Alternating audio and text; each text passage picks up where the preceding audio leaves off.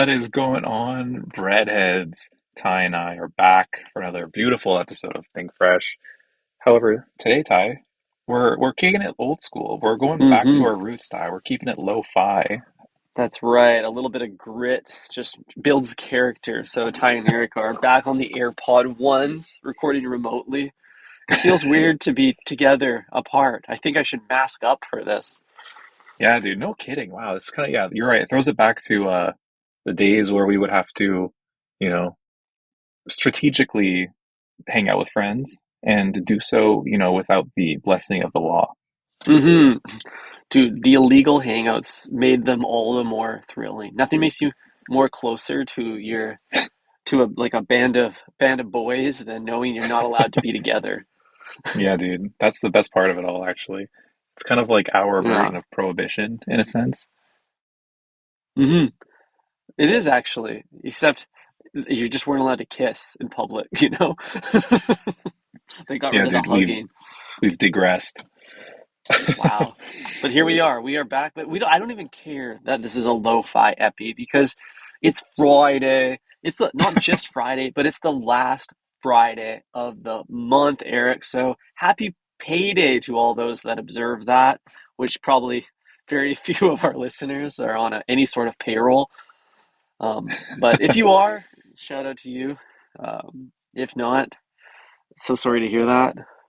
Yeah, well, breadheads, if you are looking for a job, we are hiring for an unpaid position. It is Hmm. content creator, meme officer, CMO, if you will, and Hmm. also if you'd like to, I don't know, maybe do our laundry, that would be welcome as well. Yep. There's a few different KLOs. There's the laundry indicator, there's the laugh indicator, and then there's the love indicator. And those are the three. Well, they're like the KPIs and the KLIs. I love that, Ty. Yeah, if you can't warm our hearts and make our bellies jiggle, then there's no place for you at Think Fresh Studios. Dude, I'm like 5 Guinness away from having a nice jiggly belly for the holiday season. I think I need to put some weight on. It's like method acting in a way. You want to Hmm. embody the spirit of the season, so you need to put on a few pounds so you can ho your way through the holidays. That's right. Ty and I are both recording in our cars. However, I'm noticing that like the car is moving a lot quicker without you in it. Ty, that Guinness gut of yours is slowing this whip down, dude. My miles per gallon's shot up. Wow. Yeah, dude, I got all that. Whether they talk about all that junk inside that trunk, they ain't talking about a literal trunk. They're Yeah, talking about that and gas. yeah, when they say junk, they're not talking about our literal junk, which is our merch. Yeah. What you gonna buy with all that money? Hmm. It's all that junk Yeah, inside our site. and make sure you use that code, guys. Breadhead for 10% off. Shop.thinkfreshpodcast.com. Bless the boys for Christmas. New merch Hmm. coming soon. Watch this space. This will be huge, Ty. I want to be someone's secret Santa. Finally, right? One day, Finally. Ty, you will be. Don't worry. Speaking of buying things, Eric, are you familiar with the evil corporate overlords known as BlackRock? Unfortunately, I'm all too familiar with them. They are in charge of my entire life savings. So, Hmm. yes. Yeah, they're responsible for too many funds, but or sorry, Blackstone. Blackstone and Oh, BlackRock are very similar. they're almost the exact same, you might say, but I don't know Blackstone. I only know Hard Rock, The Hard Rock, hard, and hard. Cold Stone Creamery. Those are the only ones I know. Yes, yes. Well, Black Olive Stone has done another acquisition. One of these big institutions are making big plays, and this was the purchase of known Subway ops, Jersey Mike's. Oh, yes. I think we reported on this when it happened. This is the same. Is this the same company that you're talking about, or did they get reacquired? No, this is a sell-off. Jersey Mike's was Oh, owned by a different group, and now they've already flipped it for a cool 8 billion to oh shit. Blackstone. Yeah. That's pretty good. And I've actually like noticed uh you said Jimmy John's? Jersey Mike's. Jersey, fuck, There's sorry. too many. This is crazy. There's too many hedge funds with the same name and too many sandwich restaurants with the same name. There's a branding problem in both industries. Dude, guys named John, Jeff, Jersey, they all love sandwiches, okay? Dude, they're yeah, they're in the C-suite and they're hungry. Yeah. They live in Jersey as well, probably. Likely. So anyways, keep going. Tell me more about Jersey Mike's and how they sold the sub. Yeah. They They jumped the sub, Ty. they did jump the sub. They're they are now have new corporate overlords that are even more overlordy than before. And Oh no, I just not feel the like Jacob this Overlordies. the Jacob very good. I think just like the institutional ownership in Big Sandwich is probably taking away from the sense of craft and artistry that um, we're looking for between our bread.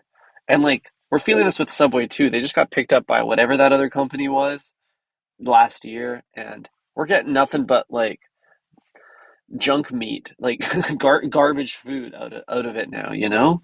Hmm. Junk meat and um this is a topic for another day, but no longer hiring young adults who are looking to break through the workforce, hiring, Hmm. cheap outside labor immigrants, Ty. What can you do about it?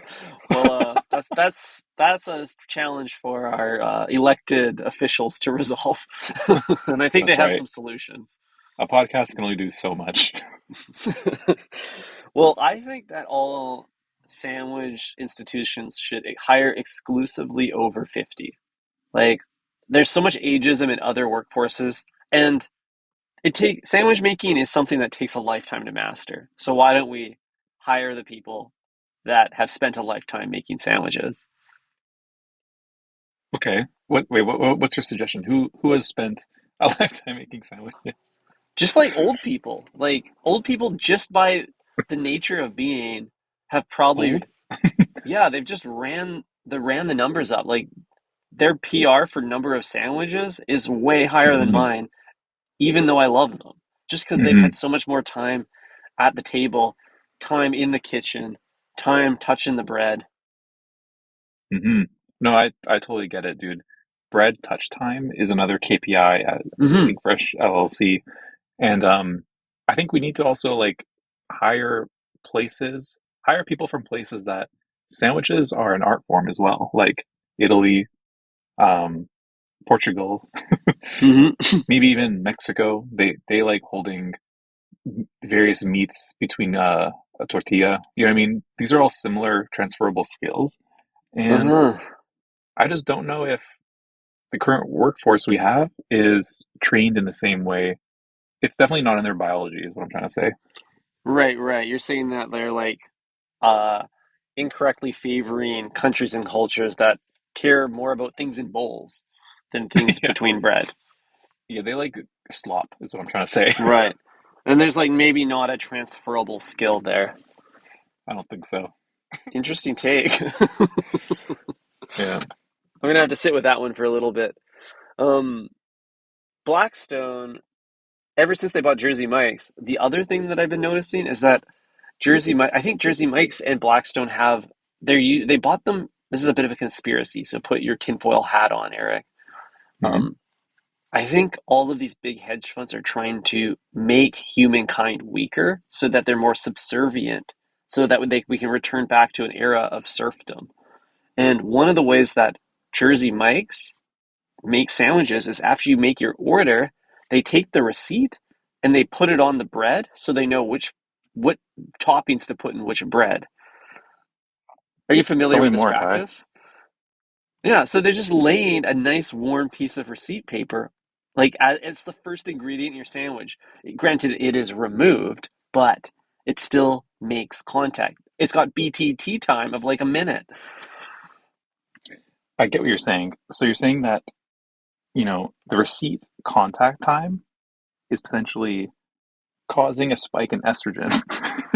Exactly. You know exactly what I'm talking about. We all know that receipt touch time leads to man titties. It's there's scientific evidence. And Hmm. I'm worried that like Jersey Mike's is turning all of their consumers into Jersey Michellas. What the hell is a Jersey Micella? You have to explain that one to me a bit further. That was the closest I could think of as a female Mike Not, with the not high Michelle. estrogen levels. Oh yeah, that I makes see what way you're more saying. sense. Jersey Michelle. Yeah, I've noticed this as well. Do you think like all good sandwich restaurants have an element of receipt play in the creation process? Like Subway as well has the receipt kind of following the sub down the line, if you think about it. I don't know if there's like real contact made, but it is touching the surface, the cutting surface, and maybe that's enough to, you know, by there's like a transfer of bacteria or something getting into the bread itself. I don't think the paper's doing enough to defend it. Absolutely not. Like when I this is one of the biggest problems with online ordering. Like if we didn't have already enough with online shopping, we're recording this on Black Friday, the worst day of the year objectively. and but happy payday. And, Wow, dude, there's a and divine, there really is a divine, like, you know, frequency out there that is aligning Black Friday with payday. I'm so mhm. happy that we're being looked after. Yeah, it's meant to be. Money goes in, money goes out. Hmm. But all these online ordering situations, that's where the receipts come from because they need to take it off screen onto this warm plastic and then rub that warm plastic all over the bread counter. If I'm Hmm. ordering in person, Eric, I am the receipt. I don't need a receipt because I said it out loud and I watch Hmm. them immediately do perform an action based on my command. The Hmm. feedback loop is so tight, no paper is needed in the process. Hmm. Yeah, I don't see why paper is needed at all either. Um, except for when the online orders come through, because I think that's kind of the main reason why um, you have people reading from the instruction sheet. Although I would like to Yeah, experiment with handing my sandwich artist a note, much like if I was robbing a bank. Like you don't want to say that out loud, right? Like if you have an right. embarrassing order, like you might want to just slide the post-it note over and be like, put the sandwich in the bag. Mm-hmm. Yeah, that's the only way I'll ever be ordering the tuna or the egg salad. Hmm. Yeah, you can never really say that out loud, especially like if you have too many like burly frontline workers near you, like they might just Mm-hmm. like rob you in the parking lot. Yeah, you're clearly a mark after that. Hey, like wow, that guy's like low hanging fruit for a quick mugging. Hmm. They're mean mugging you. Yeah, dude. Um, Yikes. yeah. So what do we do about this time? What is the solution here? Can you abstain from using the subway paper? Do you think the subway paper itself has plastic in it, or do you think it's like pure paper? I don't get the vibe that it's biodegradable. That's what you're asking. No. Well, I don't think so either. Because if there's plastic in the yoga mat bread, then why wouldn't Yeah. there be plastic in the paper? Yeah, the paper seems like a good place to start. Like that would be, yeah. I bet you there's plastic in every single ingredient by design. Like not even like microplastics leaching in. It's like intentionally supplemented with plastic. Yeah. No, I think there is something there. Like, how do you, Hmm. like all the like organic, natural like supplies out there, they're all brown, right? Like, even the napkins at Subway, they're like a brown color because you could just like throw them in a national park and then it'll just dissolve. Like, you don't need to worry about that, right? Hmm. When you're hiking, you can just throw it off the cliff and it'll just evaporate into nature. It's all good. Um, but the paper itself is a crisp white color with green and yellow monogram printed on it. Like, how does that happen? Like, is a laser jet capable of just lasering a color into a paper? How does that work, Ty? How do printers work? Yeah, I don't really know how printers work. It's actually they're mind-boggling, dude. Yeah, Uh, it's not ink, right? I'm pretty sure of that. well, if it was ink, wouldn't it get all over me when I rub it on me? Like I rub it on my fingers when my You're fingers always turn rubbing green? the sandwich paper on you, and I always have to stop you. Can't bring this guy anywhere. Damn. Yeah, I wouldn't want to Shrek myself by accident because I get the the green and yellow rubbed all into my skin. Yeah, absolutely. And the mustard would get in the pants. That wouldn't be good either. Damn, that's not a good look. So I'm No. not really sure how that's done. It has to be a dye of some sort, or maybe there's like a laser hitting it that causes the napkin electrodes to um, maybe they stimulate the electrode a little bit, rizz it up, and then that's how you get green. Whoa. I kind of fuck with that, to be honest. I have no idea though. This is a pseudoscience podcast. Nothing we say is real. It's all satire. We're not experts, okay? Only thing we're experts on is eating the sandwich and ordering the sandwich. Not in Hmm. that order. Yeah, that's a fact.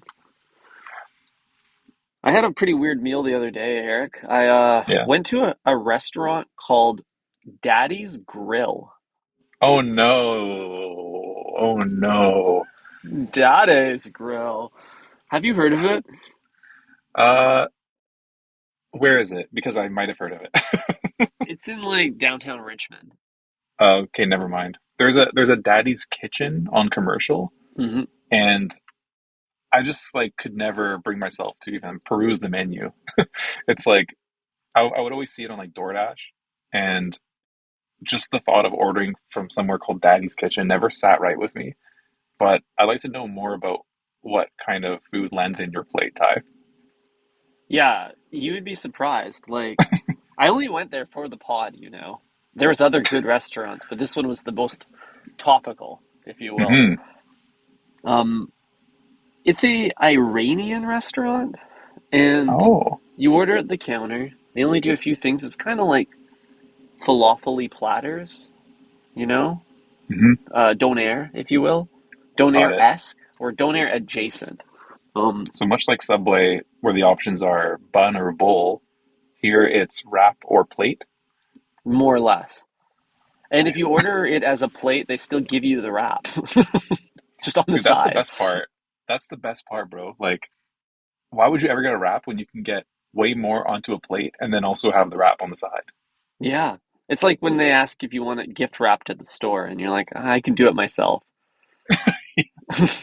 Take the Yeah, power into just your own hands. give me the product and the wrapping paper separate. Hmm. I'll Perfect. take care of this. So I go up to the counter at Daddy's Grill. I look down at the menu, and of like the 20 items on their menu, there's not a single vegetarian option. What? Not even Nothing. falafel? Not even a falafel. So, not even a side dish, Eric. So I asked the lovely hostess, I say, I am a vegetarian. What do I do here? And then you know what she does? She laughs in my face. This is I the mean, type I of would too. it's I feel persecuted, Eric.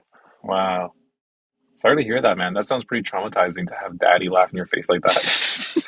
It's like But you're not even a. daddy, I just want to know that I'm a good boy. dude, you know, I can't how do I just earn the affection of any daddy? Damn, dude. I'm sorry to hear Yeah. that, man. So Yeah, when you so went up there, did you bring that energy? Were you like, "Hey, daddy, like, can I have a veggie option here?" Or was it a I woman? You said was it was a woman, didn't it you? was a woman, yeah. Wow. I had to call her daddy. Oh shit. Oh shit. So I okay, how did that go for you?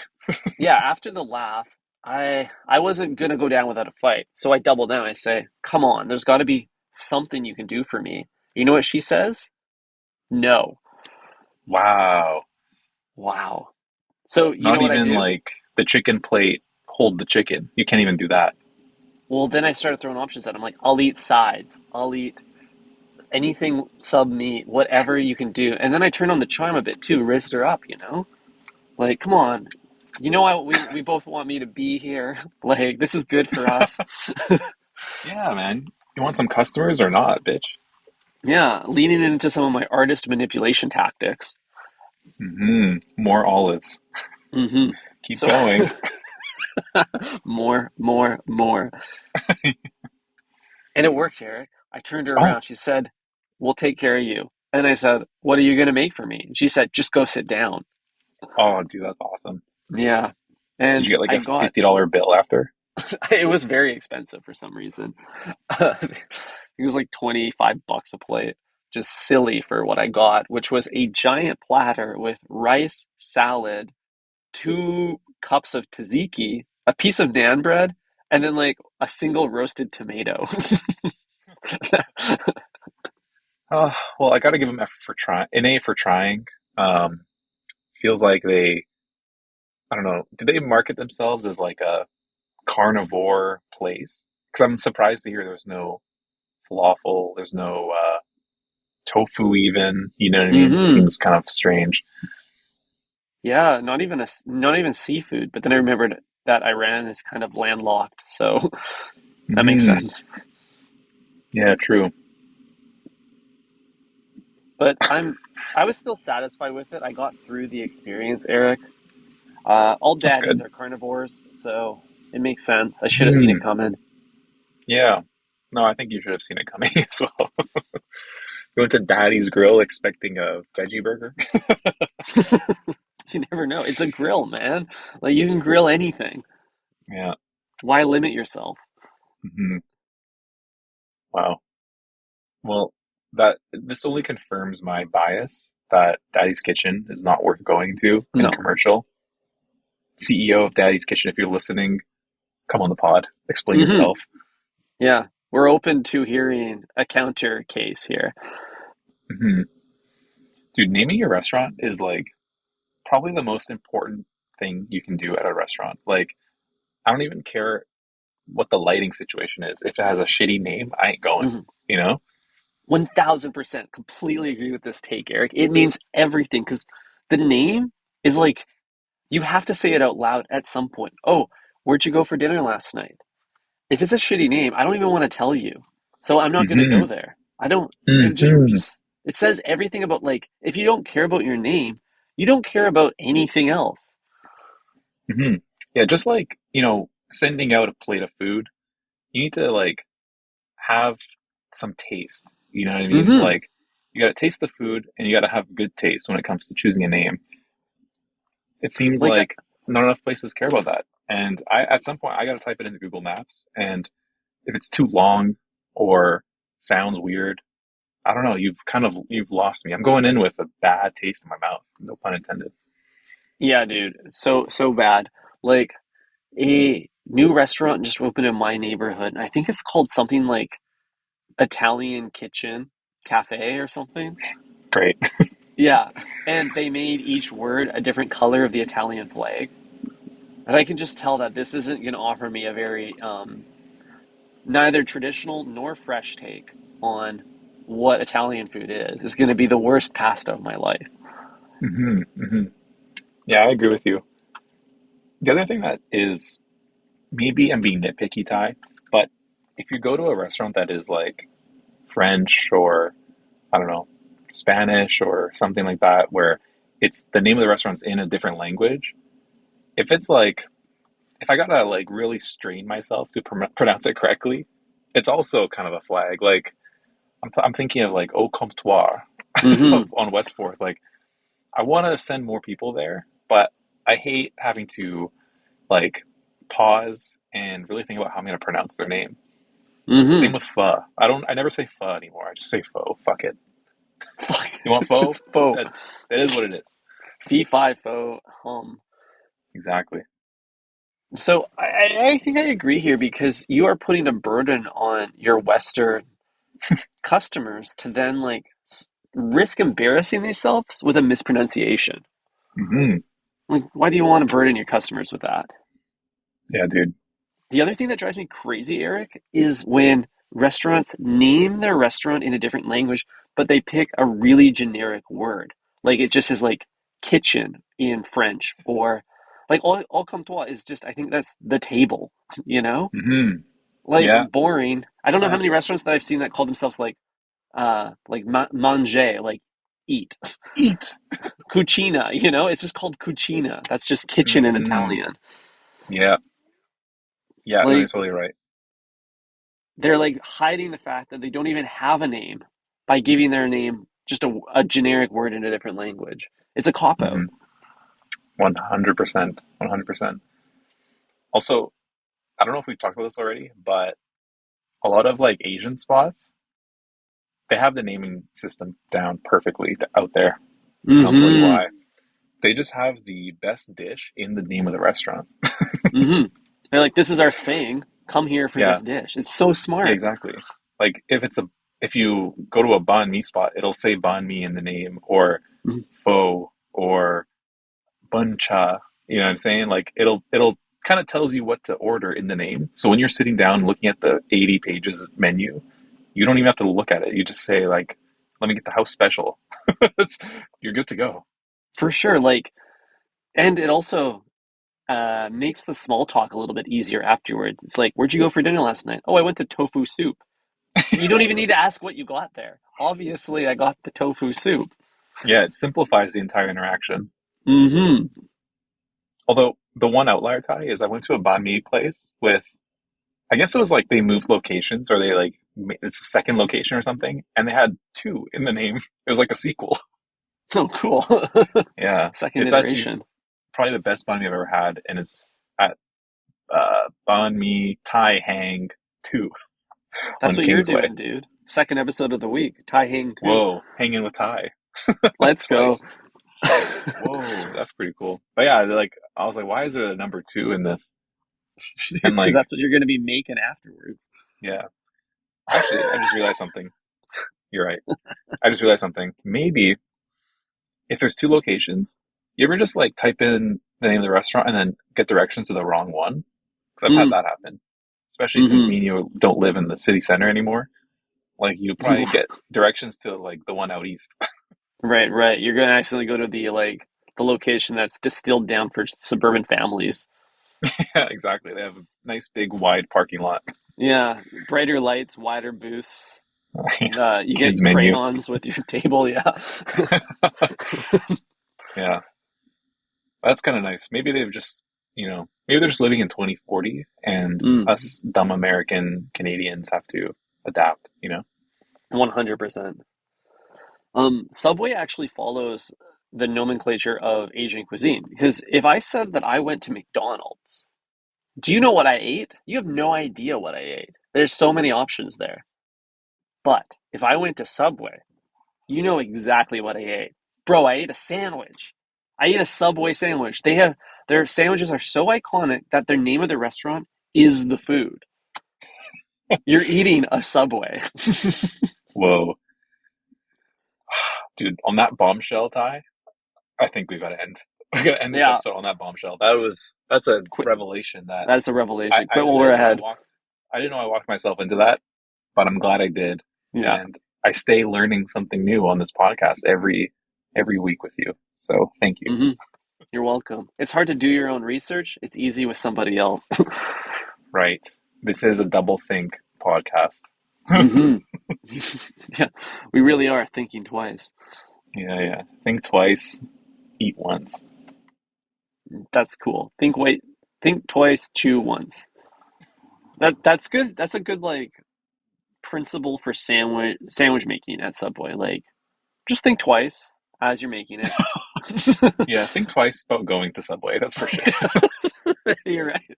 Actually, it starts at like yeah, inception of the idea of even going there. You're already down bad if you walk in those doors. Yeah. I mean, yeah, going deciding to eat at Subway, you're operating at a loss. So you have to, get a sandwich that will elevate you beyond, the baseline. That is Yeah, dude. the human journey, if you think about it, human It's experience. it's the lunchtime equivalent of when you like take money out of an ATM at like the casino. You're like planning to gamble $50, but it costs you $10 to take it out. So you're already 20% down before you even hit the blackjack table. Yeah. Happens to the best of us, Ty. It No one ever does. wants to admit that they're down 20 before even, you know, touching the dice. Mm-hmm. Wow. For Black Friday, casinos should get rid of the greens, improve the odds just a little bit. If you're not betting at all on black today, you're an idiot. You're an idiot. It's Black Friday, baby. Oh shit. Well, happy shopping to the breadheads out there. Make sure you spend some of that hard-earned cash with us and Mm-hmm. keep this podcast alive. Mm-hmm. Yeah. You are responsible for our success and only you. Yeah, So yeah. Breadheads, thanks for listening. Ty, thanks for podcasting with me, and have a great weekend. thanks for listening, Breadheads. Ciao. Ciao.